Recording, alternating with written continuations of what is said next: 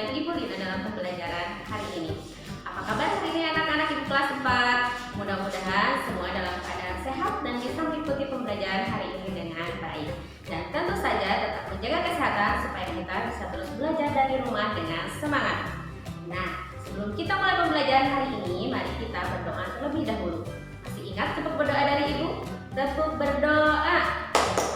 Satu tangan kanan, satu tangan kiri, bersama jadi dua. Ku mulai berdoa, berdoa mulai.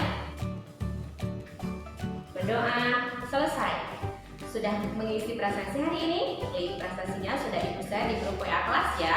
Mudah-mudahan semua bisa mengisi dan kehadiran hari ini bisa 100%. Seperti yang Ibu sampaikan kemarin, hari ini kita akan belajar di tema 5, subtema yang ketiga, pembelajaran pertama mengenai sikap-sikap kepahlawanan. Adapun tujuan pembelajaran yang akan kita capai hari ini adalah yang pertama, sikap-sikap kepahlawanan para pahlawan. Yang kedua, menyimpulkan sifat-sifat cahaya dan hubungannya dengan penglihatan. Kita menyimpulkan sifat-sifat cahaya dan hubungannya dengan penglihatan.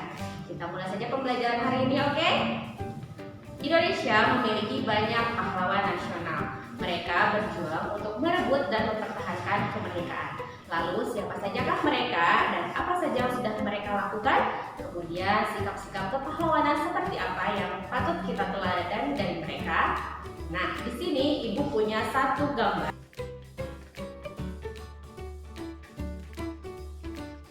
Bisa kita lihat beberapa pahlawan nasional beserta asal daerahnya. Untuk lebih jelas, gambar ini bisa kalian lihat di buku tema halaman 95. Ya, kita lihat ada pahlawan yang berasal dari Aceh, yaitu Cut Nyak Dien. Beliau memimpin pemberontakan melawan Belanda setelah suaminya wafat terlebih dahulu di medan perang.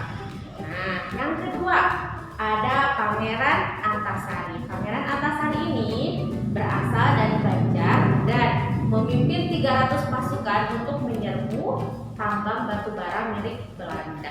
Kemudian ada Patimura. Patimura ini dari Maluku. Beliau berhasil merebut benteng di Saparua. Nah, ada juga Sisingamangaraja dari Sumatera Utara. Kemudian ada Dewi Sartika. Dewi Sartika ini merupakan pahlawan pendidikan dari rakyat Sunda. Beliau memperjuangkan harkat dan martabat kaum wanita. Kemudian beliau membangun sekolah wanita atau sekolah wanita. Nah, dua yang lain yaitu Pangeran Diponegoro dan Silas Papare. Nah, yang lain yang belum ada informasinya boleh kalian cari di sumber media yang lain. Oke, kemudian kalian bisa tuliskan informasi tersebut di buku tugas kalian masing-masing. Oke, nah sekarang dari gambar-gambar pahlawan ini, apakah ada yang sudah kalian kenal? Atau malah ada di antara mereka yang ingin kalian kenal lebih jauh? Nah, bagaimana dengan yang ini? Nah, siapakah beliau? Ya, betul sekali, beliau adalah Kapiten Patimura. Sebenarnya di gambar yang tadi sudah Ibu perlihatkan, tapi dengan gambar yang berbeda. Beliau punya ciri khas ya, rambutnya yang ikal, terus badannya yang tegap. Nah, itu merupakan ciri khas dari orang-orang Ambon. Nah, beliau berasal dari daerah tersebut. Nah, untuk lebih jelas mengenai sikap kepahlawanan beliau, kalian bisa membaca teks yang ada di buku tema halaman 96. Kita baca sama-sama ya. Kalian boleh dibantu oleh orang tua kalian untuk menyimak bacaan kalian. Kita mulai baca ya. Nah, sudah selesai membaca.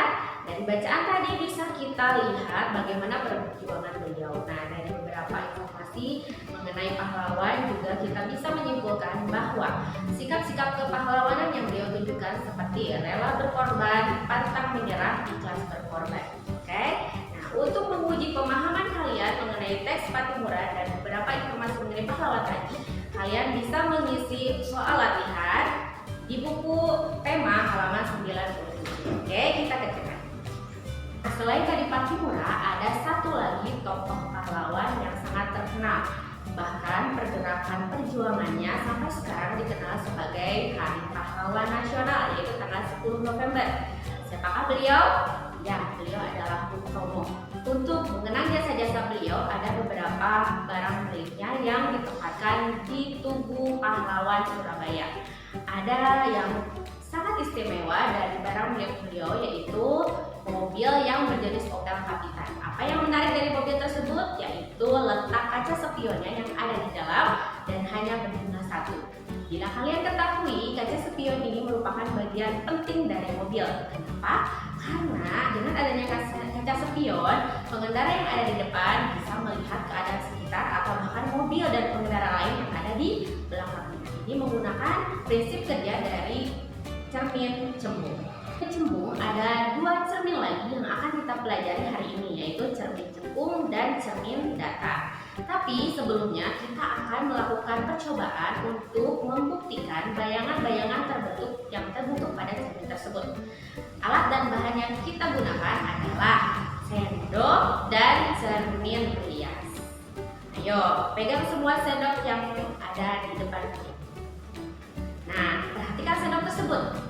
Sendok itu memiliki dua permukaan, yaitu yang pertama permukaan yang cekung, kita ibaratkan sebagai cermin cekung. Kemudian sendok yang permukaannya cembung, kita ibaratkan sebagai cermin cembung. Kemudian cermin rias kita ibaratkan sebagai cermin datar. Ini adalah kalian ditugaskan untuk bercermin pada benda-benda tersebut. Kemudian kalian perhatikan bayangan yang terbentuk dalam benda-benda tersebut. Apakah bayangan kalian di benda tersebut akan menjadi lebih besar atau sebaliknya menjadi lebih kecil? Apakah sama tegak atau menjadi terbalik? Nah, hasil pengamatan kalian boleh tulis di tabel pengamatan seperti berikut.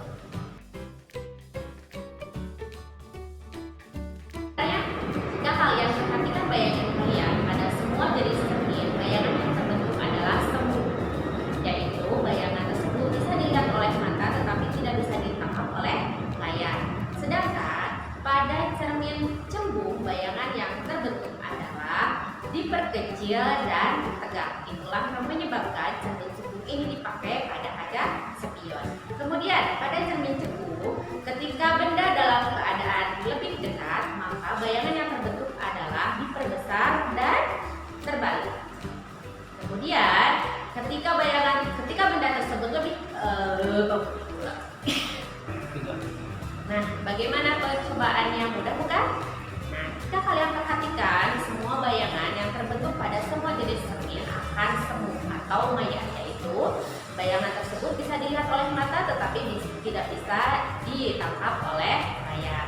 Kemudian pada cermin cembung, bayangan yang terbentuk adalah diperkecil dan tegak. Inilah yang menyebabkan kenapa cermin cembung digunakan untuk kaca spion. Kemudian pada cermin cembung, dalam keadaan dekat, bayangan yang terbentuk adalah diperbesar dan tegak. Sebaliknya, ketika benda tersebut dalam keadaan jauh dari cermin cembung, maka bayangan yang terbentuk adalah lebih kecil dan terbalik.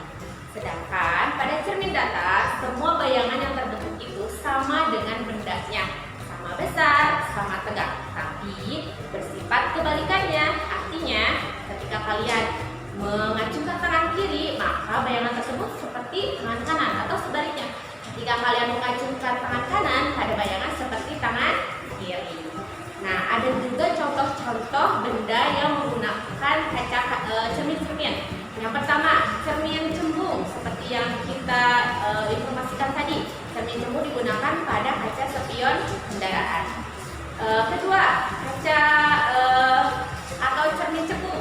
Cermin cembung digunakan pada bagian dalam